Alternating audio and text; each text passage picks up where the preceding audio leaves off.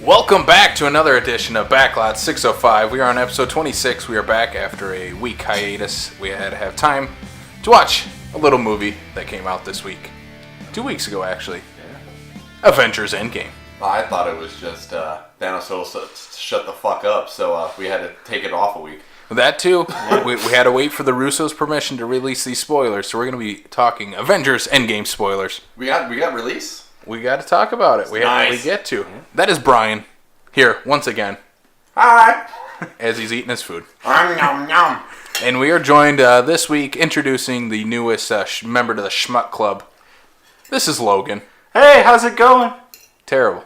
Yeah, I know. Yeah. Logan, we bring you on for a special reason. One, because you've seen Endgame more than both of us. And two... Probably combined. Combined, totally, yeah. And we bring you on because you are going to be a host on a new show that we're bringing here to Backlot 605. What is that show? It's going to be called Anime Anatomy, and it's going to be anime all the time. All the time? All the time. That's a lot of times to be. Well, there's a lot of anime to go over. That's true. There's like 1,000 episodes of like Dragon Ball Z. So. And One Piece, and yeah, they just keep into on that, going. Just don't get into that weird Japanese porn stuff. As soon as he runs out of content, they'll have to get to it eventually. You know, we're 135, and they've decided to cut everything. Yeah, so that will be coming soon to the Backlot channel. Actually, it's going to be coming out this next Saturday after you listen to this. May 11. May 11. Check it out, Anime Anatomy. It'll also be on our YouTube page, so that'll be the easiest way to find it, and on backlot605.com. Yeah. So we're excited for it. We hope you are too. If you're an anime fan or have any friends, tell them to check it out. Yeah. So let's get this show kicking off with some non-anime talk, I guess, because as we found out, me and Brian don't know anime, so. Yeah. No. Not at all. We'll talk about something we do know, and that is the box office. So coming in this week, to no surprise at all, in its second week out, Avengers Endgame. $145 million on its second week out, bringing its total gross to over $2 billion, passing Titanic as the number 2 highest grossing movie of all time internationally. And that is nuts. Crazy. I'm looking forward to the day that it dethrones Avatar, the one that's been sitting there for 10 years. Just like Thanos, it's inevitable. Yep. It's gonna happen, and people like to give Avatar crap. It's to each his own, but I think this movie will top Avatar. It's gonna be getting close to. I'm gonna predict it's gonna get close to $3 billion by the time it's done. Oh, definitely. With all those little theaters out there playing it constantly. Oh, they're still going to be playing it for months. So, that's the big story for the box office. Some of these movies, I'm like, why did you even try to come out this weekend? That is correct. Number 2 was The Intruder, the Dennis Quaid creepy stalker movie. $11 million. Did make its money back, though, which is surprising. I guess some people are like, well, we saw Avengers already. Let's go watch Dennis Quaid be fucking creepy. You can't. Why? That's what you do. I know. I kind of wanted to watch it. I didn't because I heard it's terrible, but I would watch it for Dennis Quaid because it's not his typical movie. No, I hear he hams it up and he's the best part. That's why you go to it. You don't go to you look at the two main characters. Like, I don't have a problem with Michael Ealy. I enjoy Michael Ealy in most things that I see him in, but he's not exactly the drawing force. Not a movie star. No, he's not the reason why someone would go to the movie. No. So I think that is legit part of it. If they would have gotten some good names for the couple to go, mano a mano against him, I think it would have had a bigger draw. Coming out also this weekend, The Long Shot, number 3, pulling in $10 million. The Seth Rogen, Charlize Theron romantic comedy. So I've heard a lot of good things about this movie. Of course, Avengers is the big talk in the town right now. But this is definitely a movie I'm going to check out at some point. I'm a Seth Rogen fan. Oh, I am too. So I think this is a good turn for him and Charlize. Oh, I mean, it's one of those ones you look at Charlize there and she's like, you know what? I'm going to do a romantic comedy. I've never really done that before. And, to have Seth Rogen be your first foray, and you're like, who threw the darts at the board and that's what they came up with? But I did see fits. it. What? It fits. It does fit, and I did see a thing where she was talking about like the behind the scenes stuff, and she realizes how dedicated he is to the craft and the art, and how serious he is behind the camera. That all you see is the goofball on the front. Yeah. But how much he she respects him as the creative side on the back end. Oh yeah, he's a super creative guy and does take all this stuff seriously. He had Preacher that came out, on television. Loved Preacher. Everything I've seen on him for behind the scenes stuff, he is a super passionate dude. It doesn't show. That's the wrong way to put it. It does show on screen, but you wouldn't guess it from the characters that he portrays. Right.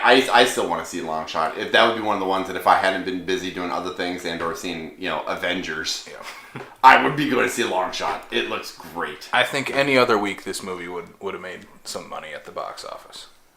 Number 4 this week, animated kids film Ugly Dolls, $8.5 million, and then rounding off the top 5. Captain Marvel.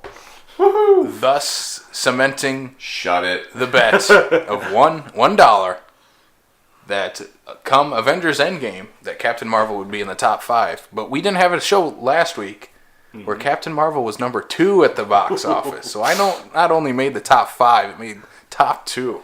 So Brian will owe me $1. Got it. Well, you could have bet on maximum securities. Yeah. All right, so let's jump to the news for the actually last 2 weeks since we were gone. We got to start off with a little sad news at the top. Very somber. Very sad news. It is sad news. Chewbacca actor Peter Mayhew has passed away at 74 years old. And, this was something we all know that's going to happen to everyone. But it's, once you see your childhood heroes, gone, it hurts a little. And you always just see this guy like this, the definition of a big teddy bear. Literally, with Chewbacca and the actual actor. No, he's not a big teddy bear at all. No, not at all. He's a tall, lanky, Bigfoot-looking dude. Yeah. So this is, sad news, but what a legacy he left behind. Right. Like, that's what people know him as, is that, I don't know, call it a typecast, if you will, but that's a typecast worth earning and be like, I created that character and he owned that character. And up until the day he died, like, he was all about Chewbacca. At least he knew, essentially when to stop and when to pass the mantle. Mm-hmm. And, he didn't drop out of making, Solo because he didn't want to be Chewbacca, but probably because of his age and everything like that. And he knew that he needed to move, pass it on. I think that was very smart of him. Yeah, I wonder, what's the last credited that he gets as Chewbacca? Is it Force Awakens? You'd have to look. I'll check it out here. It is Force Awakens is technically will be his last. Yeah. So yeah, I know he did just a few scenes, different things with mostly Chewbacca sitting, but I don't know. That's awesome that he gets to play Chewbacca one last time in that final trilogy. Yeah. Quote unquote final trilogy. So sad news there, but we'll say rest in peace, Chewbacca. Chewbacca forever. Definitely. And may the Force be with him. We also got to move on to the rest of the news that we got. We got our first look at James McAvoy in It Chapter 2. And it's his character of Bill sitting on a bike. Wow. That took a little bit of Yeah. I don't know. The only reason I bring this up is one, because It Chapter 1 is a fantastic movie. And I think, at least for most of us in the room, we're all excited for this. Oh, I'm all. They should have filmed these things back to back, and just put all the chips in right away. Yep. And released it one summer and then the next summer. Exactly. I mean, I get why they did. They were being very cautious because it could have been an absolute bomb. Could have. They went through a different director, another casting of Pennywise. Exactly. They had their trials and tribulations to begin with, so I see why they were hesitant and whatnot. But I do think they would have done bigger fanfare if they would have been able to pull that off. If they would have just filmed it back to back. Yeah. With this first image being officially released from the studio, we're all expecting a new trailer to be coming out soon. I mean, they haven't shown anything from this movie. It comes out in August or September, right towards the end of summer, so it's kind of strange that we haven't seen anything yet, and here it's the beginning of May. It comes out first weekend of September, so we're 4 months away, Yeah. and they haven't shown anything yet. Because they want to leave you in suspense. I guess, but you still got to build hype, you know? But, I don't know. You guys are excited for it. I'm excited for it. Yeah. Just show us the trailer already. Yeah. That's all I'm asking. Moving on to a trailer that we did get. And we're going to talk about it. Oh, boy. Sonic the Hedgehog. Brian sums it up perfectly what this trailer is. Vomit noise. I need to know exactly what kind of money they had to throw at Jim and James to get them to say, yeah, I'll do that movie. Oh, and then oh my god, that blonde dude. The guy that played Dark in Arrow.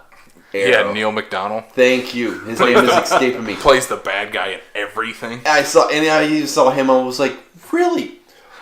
Who had to call in a favor? What bet did these guys lose to be like, well, remember that favor you owed me? You're going to be in Sonic. I mean, they had to pull Jim Carrey away from his paintings of Donald Trump for a little while. He's got his show on Showtime right now that he's been getting a lot of good talk on. That's been out for a while now, though. Yeah, but still. They're like, hey, here's some money, Jim. Go play Dr. Robotnik.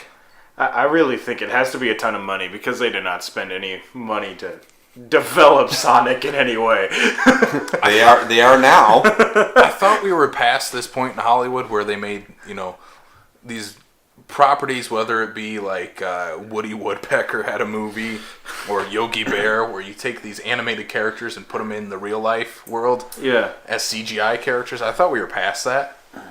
You like how Woody Woodpecker went damn near straight to DVD too? That's what I was expecting with this fucking movie, but it blew up on the internet, not in a good way. No. Already like Hiroshima kind of blown up. I still think it's going to end up just buried wherever that. Well, I want to know how much money they're going to spend to correct their mistake. How much? Yeah, and still make it by release date. So yeah, if you don't know, the Sonic doesn't really look like Sonic in this at all. He has Nike shoes on. So they're going to go back. I have no problem with the Nike shoes. It's a very well placed, No, it's pandering. Yeah, exactly. No, I'm not arguing that. No. Don't worry, to redo the remodel, Nike on the back. It's going to be Nike swooshes whenever he runs. It's just going to be like Transformers just popping up everywhere. Yep. So basically, what they're going to do is go back to the drawing board and make Sonic look more like the animated version. That's my bet. I guess. Like Brian said, how much money are they going to spend on this? It's going to be done. That's why I'm wondering how much is actually going to get changed. Honestly, I don't think much. They'll change maybe, his eyes and maybe make his shoes a little longer, and that's about it.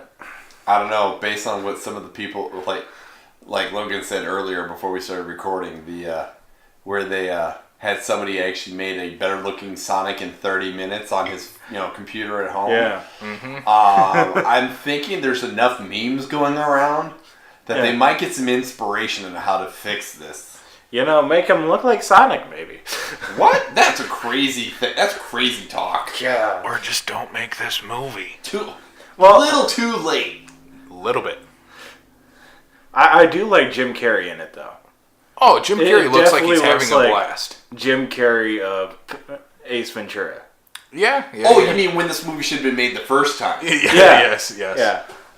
Maybe that's why they went for Jim Carrey. They're like, Jim, we need Ace Ventura style Jim Carrey because we're making a movie that should have been made about 20 years ago. Can you get into the reserves and pull that old school Jim Carrey out? Well, as long as Dr. Robotnik talks out of his butt, that's all I care about. Oh, you mean in the first bit we saw of him? It's no. For you people out there listening to this, are you excited for this movie? I would only go see it because of Jim Carrey. I would close my eyes when Sonic is on the screen. Be like, Sonic, I'm done. Pull out the headphones. All right, so let's move to a much better trailer. Is that all right? Enough of the fucking Sonic the Hedgehog. Let's move to a new trailer in the vein of Brian liked to call it Lake Placid, but better.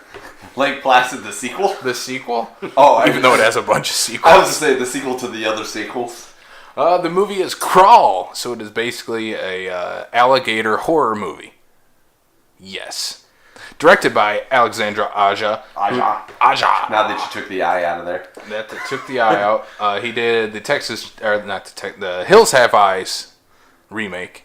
High tension, so definitely horror director to look out for. He grew up during that era. He came out during the time of like the Eli Roth, James Wan torture porn era. Yes. So I don't know. What did you guys think of this trailer for Crawl? I stand by my previous statement. It looks like Lake Placid. What's in a good way? As in like, oh no, we got another horror movie with alligators. Do you like Lake Placid? I was not a fan. Oh, okay. Yeah, it reminds me of Lake Placid or Anaconda. And I love both of those movies, like in the best way possible. So I'm excited for it. It looks like some people, like Schwanky or Logan here, he was looking like he thought this was going to be more a Sharknado-esque. Really, like the first little bit of that trailer, I was going, "Oh no, is this a Sharknado?" Yeah, no, it's a little classier than Sharknado. It got a lot better after the hurricane little picture. Yeah, I'm going to be their opening weekend for this. I'm all in. Logan, what'd you think of this trailer? I think it was definitely interesting. Horror's not really my thing. It's like if I have a group of people to go to, I'd probably go to it. But it's just, I don't necessarily care for all the jump scares, and it looks like there's going to be a ton of that in this movie. Yeah, this definitely looks like a movie where you need to get a group of friends together and go watch this big alligator movie. Yeah. like we honestly don't get enough alligator movies. We get a lot of shark movies. Alligators are just as scary. Sci-fi is kind of taking that to the next level, and nobody's like, I don't want to do shark movies anymore. Even without Sharknado, there's a ton. We need to get away from that. Sharknado has ruined that. Sharks for a while, yeah. So bring on the alligators. Bring on the alligators. Okay, so then we got alligators, we got sharks. What's the next like animal horror? Sasquatch. Yeah, all those are bad though. Bears. Bears. Bring on the bears. No, we can't bring on the bears. Because all I will do will compare it to the great outdoors. Nice pull. And then I'll just picture a bald grizzly bear with a bare ass. Yes. With a bare ass? With a bear with a bare ass. A bear with a bare ass. Bear with a bare ass. You're listening to the Backlight 605 podcast where we talk about bears with bare asses. Bare ass. Thank you for listening. So that was the news for the last 2 weeks. Not a whole lot going on besides a little bit of Avengers Endgame, some terrible Sonic the Hedgehog. Yeah. And so we talked about Sonic. Let's talk some Endgame. The epic Endgame. The epic Endgame, the conclusion to this big chapter of the Marvel Cinematic Universe. I'm confused. Have you watched this movie? Have you even heard of it, Brian? Yeah, I kind of watched it on the opening Thursday because I had to. You had to. I had to. All right, so let's just jump into a couple different things that we have going on. First, I want to ask overall thoughts. Just encapsulate what you thought of this film. Everything. Just everything. Everything. Mm-hmm. It's got highs, it's got lows, it has excitement, it makes you want to laugh, it wants to make you cry, it wants to make you literally jump for joy. I mean, it literally encompasses every emotion possible. And to be a superhero movie, to do that is absolutely fascinating. When you literally have grown men watching a comic book movie in a movie theater, and you can hear them whimpering and crying and going, no, it's raining inside. I'm not crying, you're crying. So, no, I think it was, I mean, just like any movie, every movie's going to have its plot holes. It's well, what about this, what about that, but I mean, overall, considering you're talking a 3-hour movie, it was very well paced. Mm-hmm. There were characters that had more screen time than others, but the way that it was done and why it was done and how it was done on purpose, and I think it was done for a good purpose. Logan? I would say it was an insanely good climax. It's probably the climax everybody's been wanting. Like, I was terrified, is this movie going to flop? Is it going to flop? But then also, I noticed, like, there was a lot of points where they kept the human element in it to an extent. So you still had those characters that, yeah, they were humans, like Black Widow and Hawkeye, or is he Ronin in this one? He's Ronin. Ronin and then Hawkeye, I guess. He's Hawkeye, Ronin, Hawkeye. Yeah. Yeah. It's his character arc. But you got like that, oh, we're still human, but then you have Thor and Hulk going around just annihilating everything right alongside him. I think it was just absolutely cool and amazing, and then seeing Peter Parker just go, you know what, we might need to get a little bit more aggressive. I have very similar thoughts on this. Movie is just like, it's a roller coaster ride of emotions.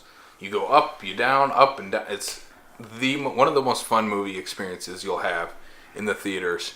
And my overall thoughts are basically, I think this is a perfect ending to the Marvel saga that we have gotten so far. It's the perfect way to end it. You needed that 3-hour runtime because they used every single bit of it. Because there's so many different stories you have to end in this climactic movie. And as though it might not be as tight of a movie as like Infinity War was, or jumping back to like Captain America Civil War, but I think it didn't need to be. Right. It just needed to be this. It needed to be. It's an epic. Well, and for what they had to do in the time they had to do it, you couldn't necessarily have a completely tight movie. It had to have a little bit of give and take in it, because otherwise, I don't think it would have worked. No. So let's just jump into kind of everything in this movie. So first, I want to start with that opening, because I went and watched this movie, and as soon as we open and it's Hawkeye and his kid, I verbally said, "Oh God." Yeah, definitely. You know what's gonna happen, and it just hits you right away, like right in the heart. And there's really no other way you could open this movie after watching that. The only way that they, if they would have done anything different is if that would have been a post-credit on a previous movie. But I think, since you already had that post-credit for Ant-Man, I think leaving that to this was the perfect opportunity. It felt perfect for the movie that was going to happen, especially with Hawkeye's character arc. It worked perfectly for that. Yeah, and it kind of gives you a good idea of where and when he is, and I mean, obviously you have a pretty damn good idea because, well, he's still wearing his ankle bracelet, which makes me kind of wonder something though. How does it come off? No, well, he probably has no problem getting it off. Yeah. No. But no, now that I actually think about it, is what were the terms of his probation? Because him and Ant-Man got the same, or they got probation. And Ant-Man literally couldn't step a foot outside of his house. Right, and he's all in his backyard and shit. And then when everybody's getting dusted, freaking Ant-Man's already got his shit off, and he's out going playing in the quantum realm. And here's Clint still up on the homestead with his ankle bracelet on. They could have done the same. Anthony had the ankle bracelet on again while they're messing in the quantum realm. No, he had it off by then. Who did? Paul Rudd? Yeah. Oh, maybe it was. They see it in the movie. Yeah, but I only watched that once. Maybe they just deemed Clint more hostile, so his probation was a little bit longer. His house arrest was a little bit longer. He's not doing magic tricks in his house. He doesn't have an ant playing drums. Yep. Well, the way I took the Ant-Man thing, it was like he could go into his backyard where it was fenced off. So it was probably just like, well, you can't step outside of this perimeter. Yeah. Hawkeye owns a lot of land, and he has to be able to farm it. Yeah. He's like, have you seen my backyard? I need a bigger perimeter. All right, and then we jump to pretty much right after the aftermath of Infinity War, where all our Avengers are scattered across the galaxy. Tony and Nebula are the only ones left after the Battle of Titan. And how did you guys feel about this is our Captain Marvel introduction to the rest of the team? Well, I legit wanted to... I mean, it's the only thing that, honestly, at the time that really made sense to get Tony home. Because, he's literally in a ship that's dying. And it's only him and Nebula. And, you sit there and you're like, Was he just gonna die on the ship and that's it for Tony? That's it. You know that's not gonna be the case, and you're like, how the fuck is he gonna get home? So, again, it's one of those ones where I think they used the character where it was necessary. They didn't just go, well, we just introduced Captain Marvel, so we're just gonna throw her down your throat. Yeah, I have mixed feelings about Captain Marvel in this movie because I think she is way underutilized to the point where I'm like, why are you in this movie? I didn't see a point in her being in this at all, which sucks because I enjoyed Captain Marvel and she's really set up to be a big character after that movie. Yeah. And they do nothing with her in this movie. She's there in the first act to rescue Tony, leaves for two and a half hours, and then comes back in the halfway through the final battle. She was too busy making unicorn movies. I guess. That's where Nick Fury was, too. Right, exactly. Yeah. No, I think part of it also deals with the fact that they were running into, it's 3 hours. We have a lot to talk about. We have a lot to tell. We have a lot of people in this movie. And, we already know that we're going to have so much screen time from Thor, Iron Man, and Captain America that, yes, we want to use her, but we don't have the capability right now to do so. I think that's where I kind of see it is same with, some of the other characters. They were in the specific scenes that they needed to be in to be able to get the story and get the progression going.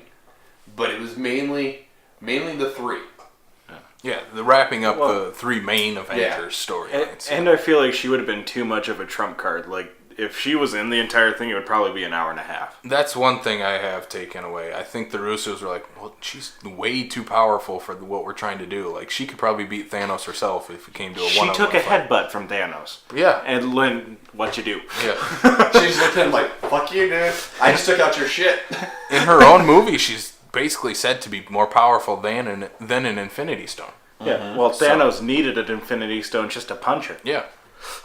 So I don't know. That'll kind of be my piece on Captain Marvel. I wish they just used her more. That's all I'm asking. Well, she helped kill Thanos once. She did. Well, I mean, I like how, all of a sudden it changes course of where it's shooting every, and all the superheroes like, what the fuck is going on? And then just... It's just gone. It's gone. What do we got? Oh, and then the big thing that happens here in the first act, Thor goes for the head. That was amazing. But the one thing I will give that, though, was all of the memes, all of the shit that everybody was giving to, not necessarily the Russos, but to Infinity War about that specifically, about I should have gone for the head, I should have gone for the head. And to see that basically be the long play from the Russos, like, they knew they were probably going to get shit. Yeah. But they're like, just wait. This is why we did it. And that's And Thor's entire character arc for the movie. Yeah. Is that he should have gone for the head the first time. I love that. It's like he heard all of the comments somehow in the movie. Like, you should have gone for the head! Well, he heard all the kids on Fortnite screaming. Yeah, go get your father! And I will tell you, that is one of the absolute best things I loved about that entire movie. I got Korg, for one. We needed more Korg, too. We need more Korg. He should have been in the final battle, damn it. For all we know, he was. Yeah, we probably just didn't see it. Because Apparently Howard the Duck is in I the was saying, final battle, Howard too. the Duck is there, so... So if Howard's there, he has to be Korg there. is probably somewhere. Because from what it sounds like, he came in with the Ravagers. So That might be. I want to rewatch the movie alone because I And just pause it I during the... want to slow that part down because supposedly those Ravagers also include like Sly Stone and Ving Rhames and all of the ones that were introduced in the end of Guardians 2. Yeah, we'll get to that part. We're still talking about the first act. Yes, we're at... Thor finally goes for the head and just fucking murders Thanos. Cuts his goddamn head off. God, that was amazing. After that happened, I think everybody in the theater's like, what do we do now? Like, What are we going to do with the other 2.5 hours? the stones are gone and Thanos is dead. Like, that's it. They lost. Yeah. So then we get the big time jump 5 years ahead. Mm-hmm. I wasn't expecting that. No, that was insane. No, like I wasn't ready for that. And basically all the Avengers, they've moved on. Tony has a family. Captain America's going to therapy. It looked like he was leading that class. He was leading the class. Very much like Falcon did in Winter Soldier when they introduced him. Yes.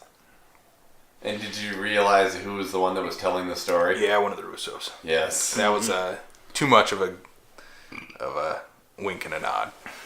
Well, that was the whole gay character they've been talking about for the longest time. Who? Was Russo. Oh. Yeah. I didn't like the cameo. Yeah, completely unnecessary. No. If he was just another person in the room, I would have been all right with it. But the fact that that's the focus of that scene, I didn't like it.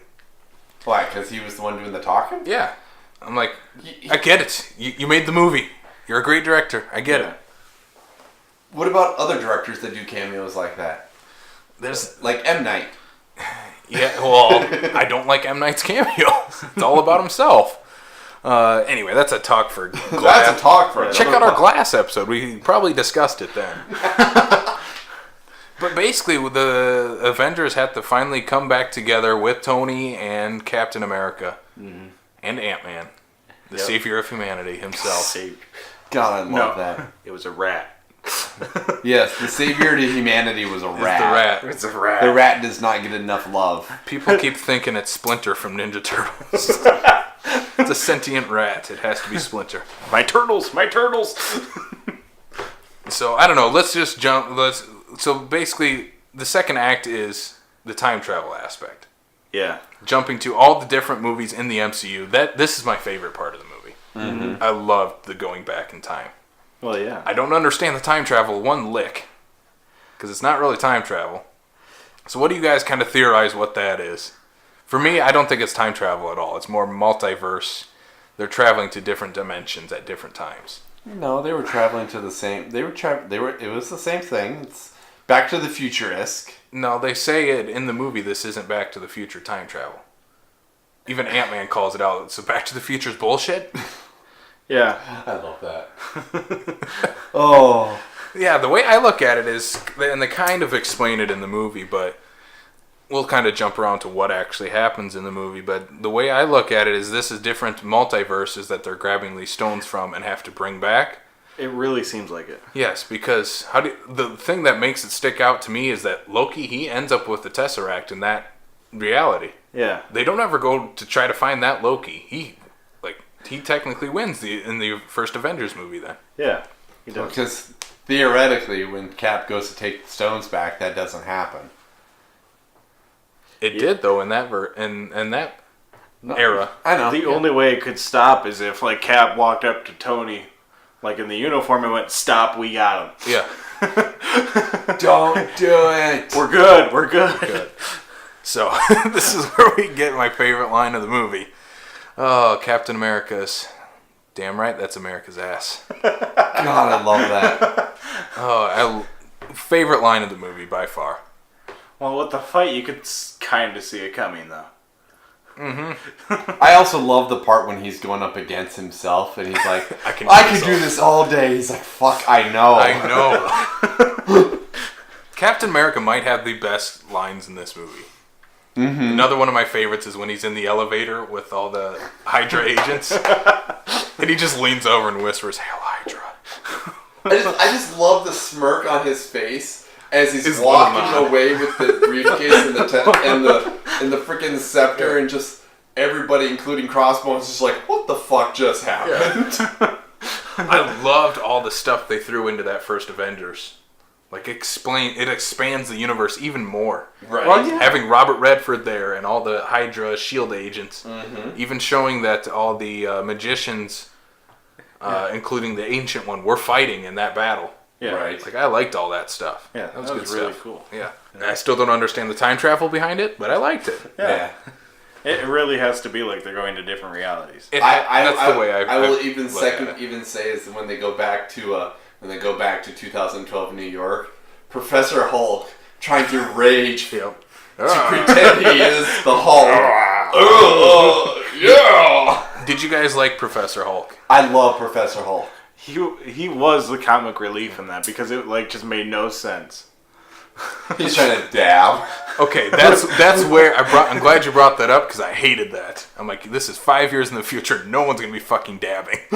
Everybody should be depressed. Should all be depressed and not wanting to take pictures of Ant-Man. But see, you have to understand though. You make a valid comment about that. This is 5 years in the future. This isn't supposed to be a thing, right? Mm-hmm. This is Bruce Banner, nerd, who doesn't quite get it. He's probably that far behind on the hip scale that he probably thinks, yes, I need to dab now. Yeah, but he wasn't even on Earth when dabbing was a thing. He was hanging out with Thor. He doesn't know what dabbing is. Obviously, he does. So the biggest two things that are gonna, I think, make or break it for fans is one, Professor Hulk. I think besides the dabbing thing, I like smart. Yeah. I like Smart Hulk. And then you get the big Thorbowski. Little fat Thor. So the first time I saw Fat Thor, I didn't know what to think. And now just thinking about this entire movie and his overall character arc, I love the Thorbowski. Oh, it was great. He is my spirit animal. I will straight up say it. Every nerd's Halloween costume this year. Yeah. I had my sister text me and say, I know what your brother-in-law is going to be for Halloween. He just needs the wig and the beard. It's so awesome, though. I can now play with Thor. Right? They don't tease that at all in any of the trailers. Like, he's Infinity War Thor in all the trailers. They don't show Fat Thor at all. Yeah. I love that they hide even that. see Thor? Honest, I don't think they pull anything out of the trailers like after the hour and a half mark. Yeah. Because I can't remember anything past that. There is a little bit, but it's all edited. Yeah. They change a lot of it. There's shots of like Captain America like tightening up the shield, except the shield's cracked in the movie. In the trailer, it's actually a full shield. And then that honk or Ronan or whatever running with the gauntlet. They took the gauntlet out of that, so it's just him booking it. So they knew what they were doing with these trailers, and I'm glad that they don't spoil anything in them. You get the tone and what it's going to be about. Maybe the reason why I don't remember anything that you're talking about in these trailers is because after I saw trailer number 1, I said, I don't care. I don't need any more trailers. So that's probably my problem. I didn't watch the trailers you guys are talking about because I was like, I was going to go when I saw Infinity War. I don't need a trailer for Endgame. Literally could be, it's releasing this day. These people are going to be in it. We're good. Yeah, pretty much. I wish a movie would just do that. Not release a trailer at all. If there was going to be a movie that would do it, it would have had to have been Endgame. Yeah. So, a Marvel movie or a Star Wars movie are the only ones that could do it. I don't think at this I don't even point think Star Wars could even do it. Maybe not anymore. If they wanted to, it would have been probably like Force Awakens. But after that, not possible. Anyway, let's jump back to Endgame, and we get some of the moments that we've all been waiting for with Captain America.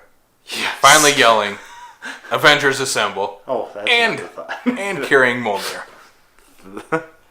When you went to go see it, and I say this to you too as well, what was the fan reaction in the theater when Captain America gets Mjolnir? I was in there wasn't very many people in my theater. I think I was the only one like, yeah. I've been waiting for this. I almost put my hands up. So in my theater, I went that Thursday at the 5:00 showing for the fan one, and there were people with hands in the air. Yeah, there was people clapping. You could not hear the actual movie because of the fanfare of everybody going, yeah! It was great. I loved it. Like, just the overall use of, I mean, if you figure an inanimate object in a fucking movie, Mjolnir freaking kills it between that part, between just the interaction between Thor and Captain America in that respect part of the movie, but also when freaking Thor's back in time on Asgard and he's calling for Mjolnir and Rocket's trying to figure out what the fuck is going on and Mom's like, just give him a minute. Yeah. Just wait. Just wait. I like that he has to go back in time to go get his hammer because it's destroyed in his timeline. But that's not why he went back to that. No, but I like that he's like, it was just my hammer's here. I might as well go get it. Oh, come get it. Yeah, right. However you want to say it. Yeah, I like that. I like Rocket being him and Thor together still. I Oh love yeah, Thor and Rocket are just a great dynamic. Great. And I love the fact that everyone on Asgard, when they're chasing him, still calls him Rabbit. He's fucking running down the hallway. Thor, I got it. We gotta go.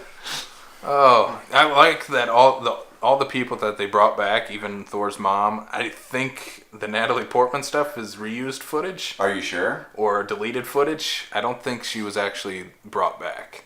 Well, she got paid. She probably did get paid. Because there's no way that they didn't put her in the movie and she didn't get paid. Yeah. So she had to give approval for something. I think it was deleted footage from Thor: The Dark World. Could very well be. Anyway, that final battle is everything we've ever wanted in this conclusion. I love you think the Avengers are down and out and they're broken, and then you hear Falcon on your left. Yeah. And just everyone that's ever been in a Marvel movie shows up and kicks some ass. Almost everybody.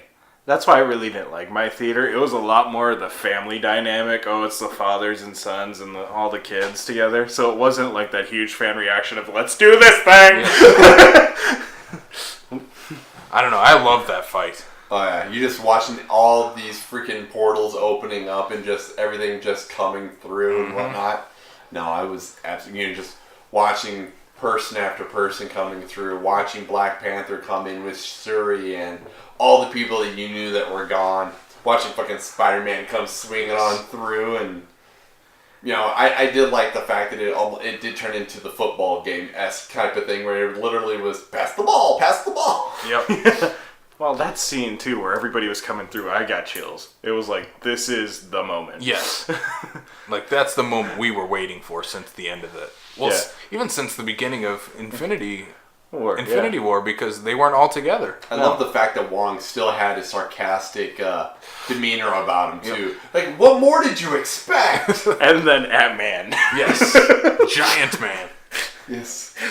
Oh, there's so much good stuff in that final battle. Like, what did you do? When they're giving shit to Ant-Man. Yeah.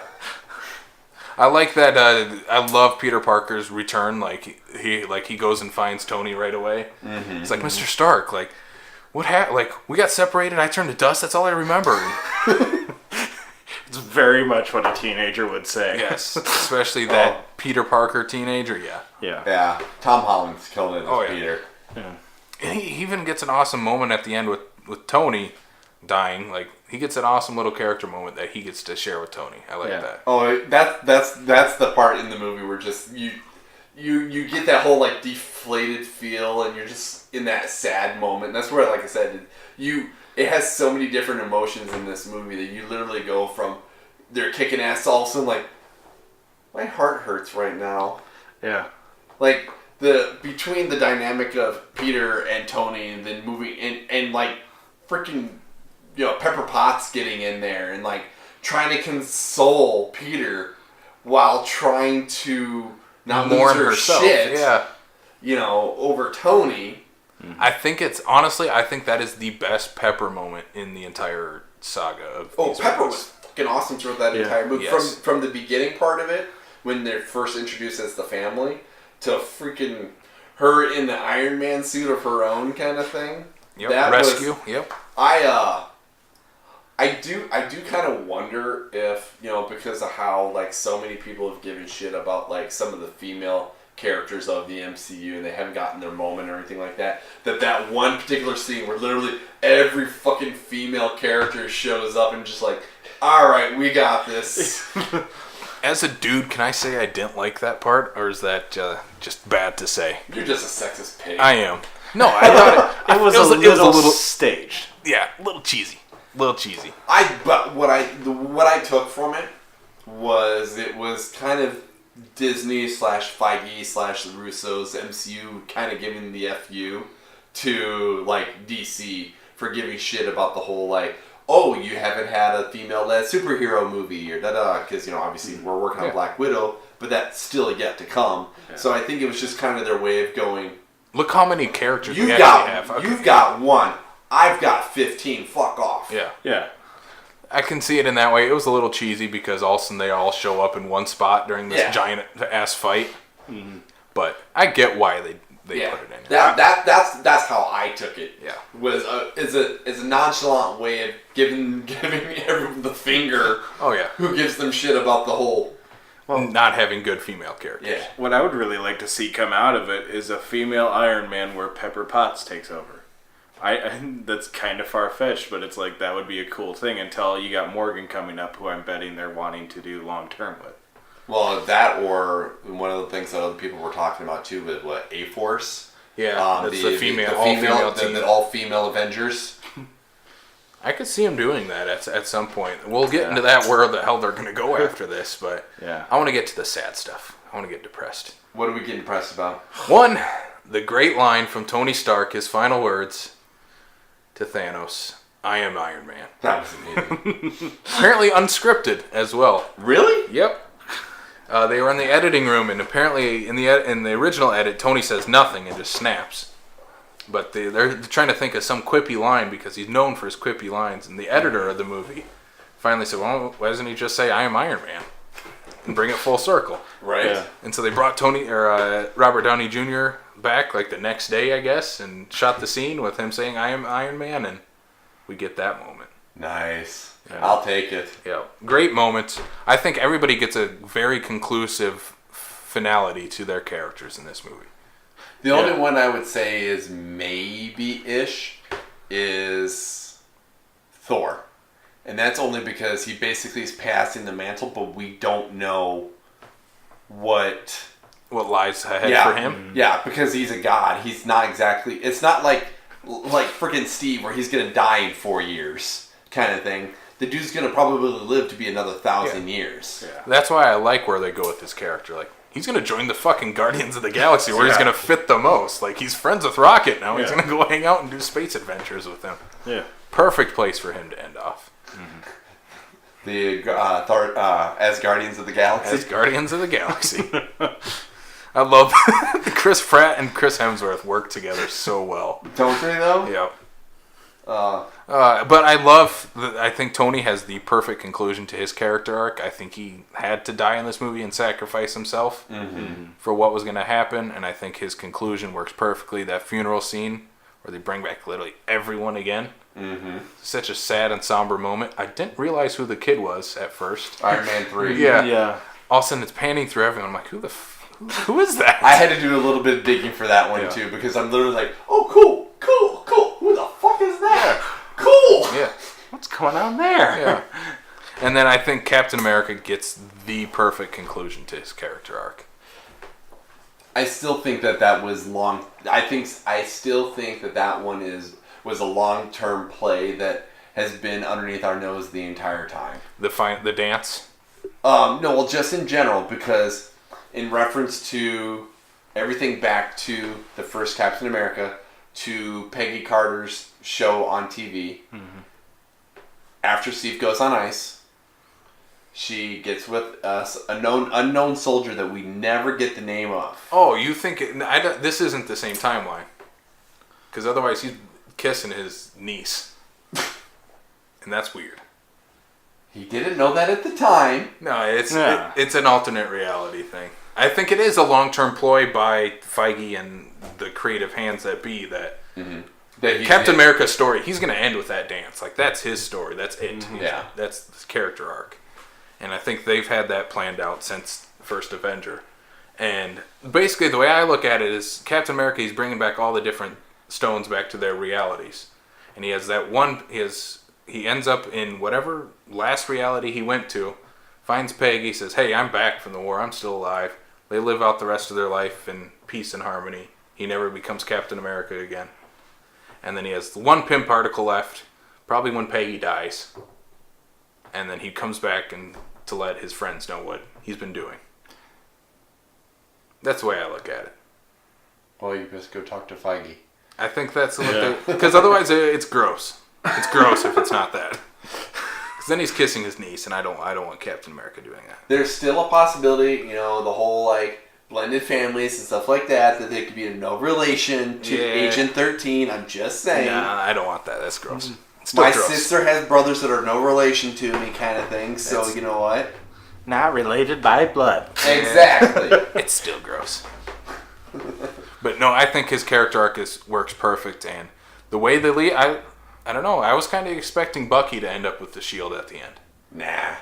I get why they don't, because he's a fucking terrorist in this universe. But I like that Falcon redeemed himself. for us. But if you lived in this world and you saw, hey, this terrorist guy that was, All he's gonna do is cut his hair and wear a mask, I guess. He but rebranded his arm. his arm. He got rid of the red star. Yeah, exactly. He doesn't have the Winter Soldier arm anymore. Well, yeah, but if he's got the kick-ass one he got from Wakanda. Yeah, if people figure it out, they're gonna be like, that guy's a terrorist and he killed Tony Stark's parents. He's a neo-Nazi. I think we touched on pretty much everyone in this movie, didn't we? Black Widow I want to touch on. You do want to touch on? I do. Who doesn't? Ooh. Some of us are celibate, okay? No, I think her character arc is perfect for this movie. Her and Hawkeye's relationship works out great in the end. Mm-hmm. Not for her, I guess, but you know what I mean. Where did you see it be? Did you see that it was going to be her versus Hawkeye, or were you on the fence as to who literally was going to be the one going over? No, I knew it was going to be her, because I'm like, they pulled enough heartstrings to have Hawkeye not go back to his family after they disappear. You know, because I did see the possibility of Hawkeye's thinking of, we're not going to win, we're not going to pull this off, I'm not going to see my family. Mm-hmm. So I could see him potentially making that sacrifice. Oh, it's literally a fight to the death to see who will die for the other one. Right, but what I'm saying is I could see where if they would have flipped the script and that she would have had to come to his ranch to talk to the wife. Yeah. To kind of say, unfortunately, I'm sorry, but Clint is gone. And I think that could have thrown probably even more emotion into it if they would have flipped it that way. I'm like, they have hearts enough to let that moment happen when Hawkeye and his family get to be together again. Yeah. His fucking phone's ringing. What? His phone's ringing. What about Nebula? Nebula. Let's talk about her and Gamora. Yes. 'Cause I have questions on Gamora. Well, Nebula first. You okay? Let's start there. How is she still alive? Again, multiverse, Brian. Huh? Multiverse. No. The reason why I don't think it's necessarily the multiverse with Nebula for shooting herself, and I mainly thought about this because there's a very similar situation in Mortal Kombat where Kano gets shot and he dissolves from existence because they shoot his younger self. But I think because of Nebula being so cyborg that they don't hit anything that kills her, so she's able to continue to live on. She's more robot than she is whatever species she is. Mm-hmm. So I think only shooting her just basically stopped her for the moment, but didn't stop her. Doesn't kill her. No, 2014 Nebula's dead. Our Nebula that we followed is still alive.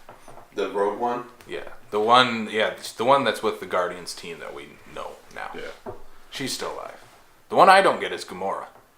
How's that? Because in 2014, technically, everyone she's ever known is dead. Thanos is dead, his entire group is dead, Nebula's gone. Like, she meets up with Quill. I guess they don't know each other yet, but why is she not with the team at the end? Oh, at the very, very, very end? At the very end with Thor. That's the question I have. Like, why isn't she on the ship with them?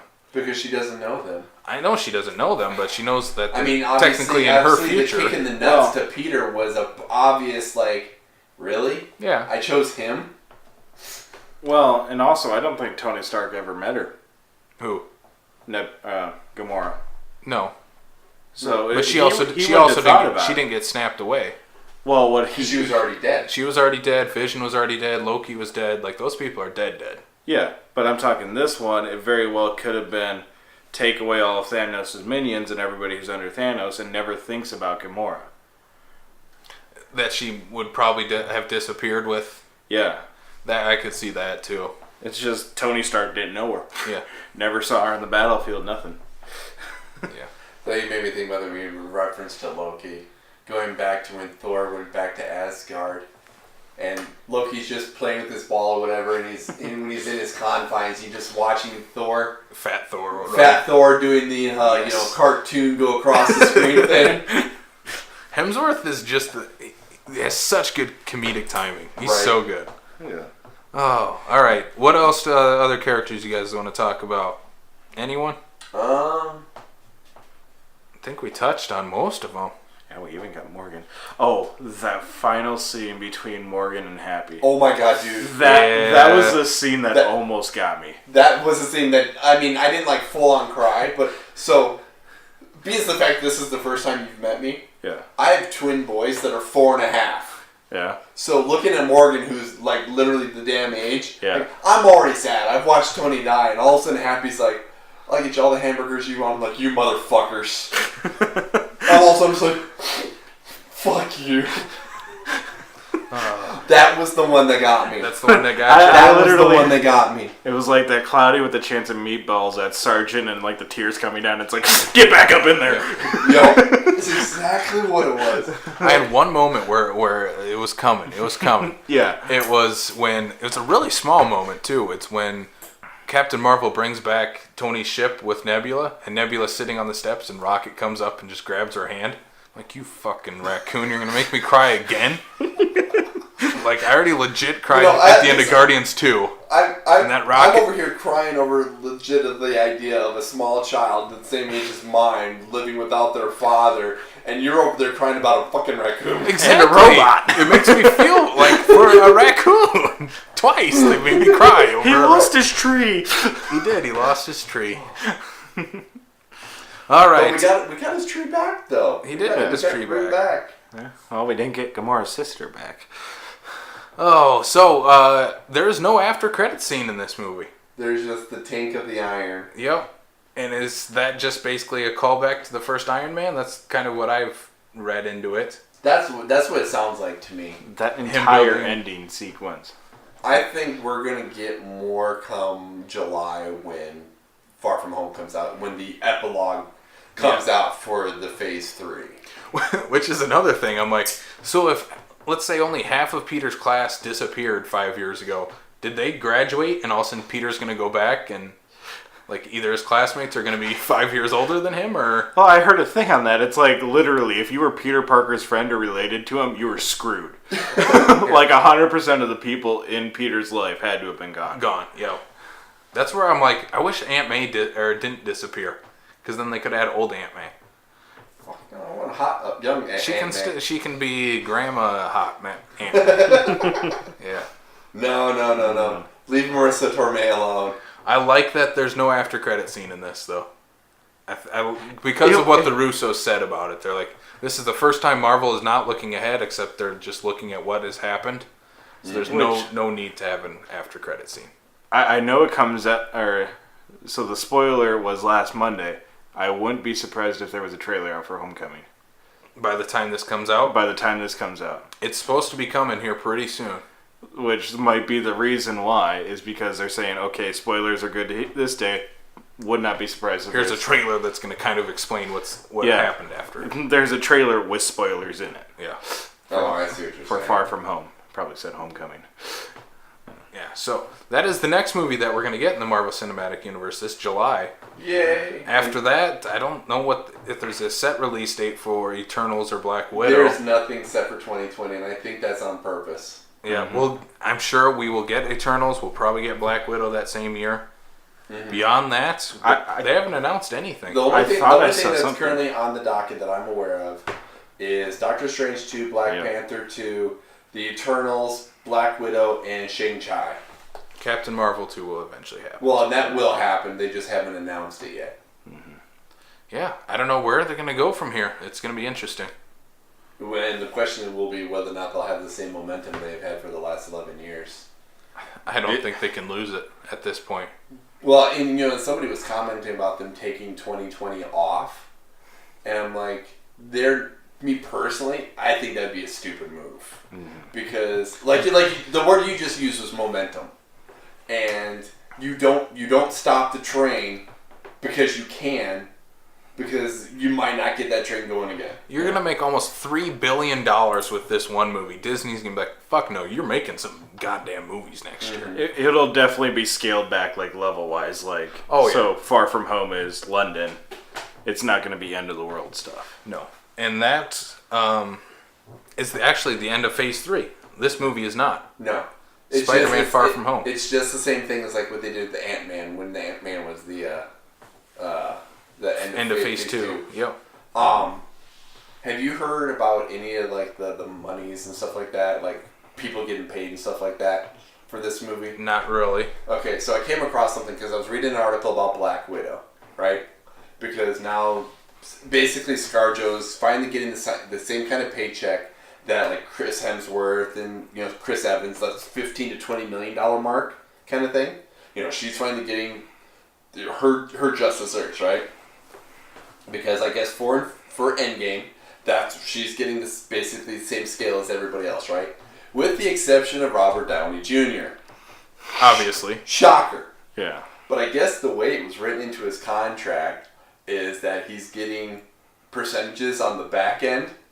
And at least as of opening weekend, he was slated to make $75 million off of that movie. Life must be rough. Right? Yeah. Life must be rough? No, that dude's got a great agent who knows how to talk his... That's where Chris Evans and Hemsworth and all of those guys be like, can you come talk to let's guy? hook up with your agent. Yeah. You want... Hey, if you can give me those kind of numbers, you can have a percentage. All right, so I want to end with two different questions. 7. Yes.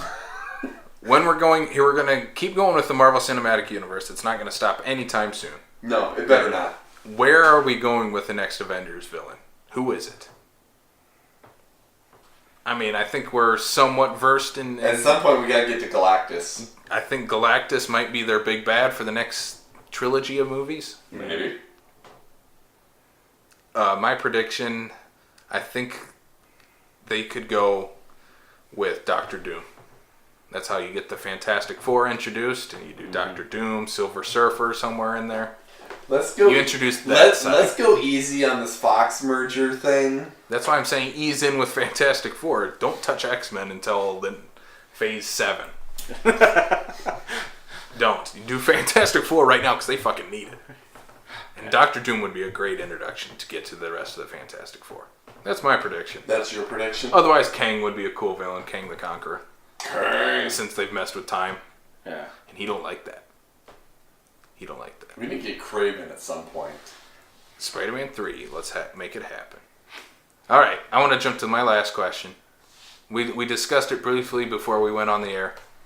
What movie will top Endgame at the box office to finally dethrone it?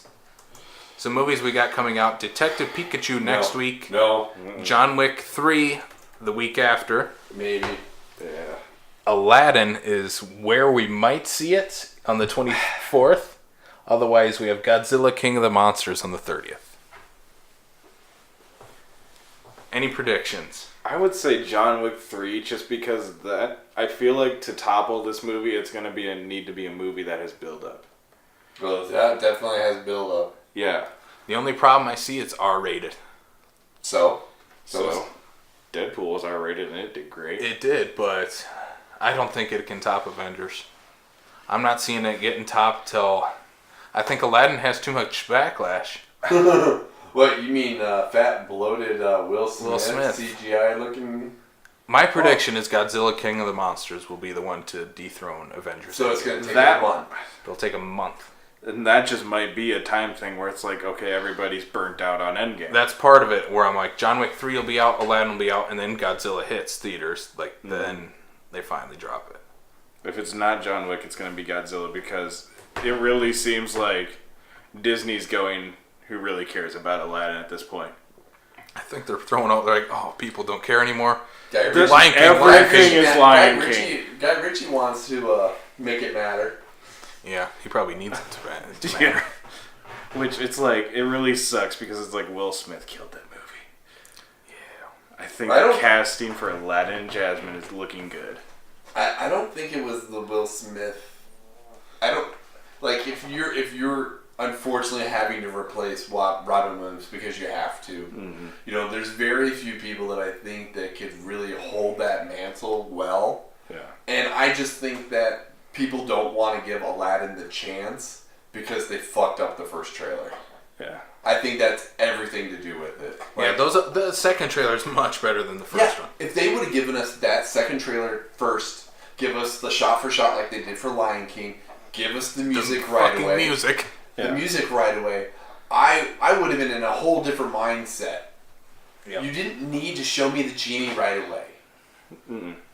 I think it was completely unnecessary. And then to give us freaking Shaquille O'Neal painted blue. Kazam. Yeah. I mean, it's just no. Yeah. Brian, what's your prediction then to top Endgame? I don't know. Endgame for Because life. Endgame forever. Because I'm still looking at Godzilla, and I don't know what to think of Godzilla anymore. I'm 100% in. I can't wait. My issue, again, and I've said it over and over and over again, is the long play. Like, I don't get how we get from the end of days freaking looking Godzilla King of Monsters to Godzilla versus King Kong. I don't care. I'm in for the ride. Take me. Godzilla's your pick? Or do you think Aladdin will take it? No. No? The only reason why I think Aladdin might overdo for John Wick is because of the rating Disney. and it's Disney and kid will take their kids. But at the same time too, John Wick will do well because there's enough John Wick fans. Yeah. So I honestly don't know. I don't know whether or not it's going to be able to get as far as Godzilla though. Like to have Wick and Aladdin in that same time frame, enough diversity to help push it below first. Not necessarily that one or the other would, or both of them would take it over, but enough of the segments Too much in the theater at once. to kick it out. Yeah. All right, so that was our Avengers Endgame spoiler talk. Brian's having a heart attack from the Aladdin trailer. It's killing him. God damn it! What were you doing, Guy Ritchie? All right, so that's been the show. We're gonna wrap it up here with our plugs. Yeah. We're gonna talk about the plugs. Plug it in. Please join our Sioux Falls Film Community group on Facebook. We do a lot of fun movie talks on there. Come hear this. By the time you're listening to it, spoil the hell out of Endgame on that group. Please do it. Please do it. Okay, I guess according to Casey, we got the go all from the Russos. We got the clearance. They called me this morning. We said we're good to go. Also, check out some of our movie buddies, Andy at Fat Dude Digs Flicks, and Blake and Jameson at Midwest Movie Talk. Blake was on our last episode. He doesn't like superhero movies, and I'm calling him out on it right here. But they do some other awesome movie reviews and movie talk on their show. Please check out this podcast on Apple Podcasts, Spotify, Stitcher, Google Play, and of course, Anime and Anime. yes. I was getting to that, Logan. Okay, just whatever. calm I'm down. excited, man. Calm down. I'm excited. Also check it out on YouTube. But you know what'll be on YouTube? Logan's new show coming to the Backlot Network, as we're going to call it, Anime Anatomy. Yep, me and Kayla will be talking everything anime. Everything anime. Everything. So what's that first episode about there, Logan? We will actually be talking about Fairy Tale, which that is a pretty long-standing show. That's actually wrapping up its season finale there. We're going to give you great pointers on why you should go check it out and why you should make it something that you are put on your watch list. So, yeah. Yes, so that is going to be coming out May 11th, Saturday. Check it out on our YouTube page and backlot605.com. So check out the website, backlot605.com. We have movie news, reviews, articles, all that fun stuff, as Logan laughs at my plugs. I'm not laughing at you. I'm laughing at the other shit. Also, check us out on hair plugs. check us out on social media, Facebook, Twitter, Instagram. That's where you can find all our latest stuff, right up there. I think I got it all. Is that it? Sounds about right. That's pretty cool. Next week, we're going to have a fun episode because we're not going to be talking about Endgame because, shit, that's what everybody's talking about now. Wait, what, is that what we've been doing for the last hour or so? I guess so. Yeah. Next week's going to be a fun episode, I think, because we're going to talk about, in honor of John Wick 3. And a movie called... Which dog movie is it now? Hold on. A Dog's Journey. Is this the one where he makes it his way home again? I don't fucking know. It's a dog. It's another dog movie. It's a dog and he Dennis doesn't Quaid die. in it too? What? Dennis Quaid, I think, is in this one. I think there's a lot of dog deaths in this movie. Anyway, we're going to be talking about our favorite pets in movies. Yes. So we're going to talk about the best pets that have ever graced the silver screen. Cujo. Cujo number 1. Yes. You heard it here. Spoilers for next week. All right. Until then, Logan, thank you for being on. Oh, great to have you there. Yes. Thank you once again to Brian. Well, duh. Duh. Duh. And until next time, you can check us out. Casey. Oh, you're welcome. Finally, I've been waiting 26 episodes for you to just say thank you, Casey. That's all I've been waiting for. You get. I don't give no fucking thank yous. All right, thank you, Brian, because Bye. we'll see you next week on the backlot of South Dakota.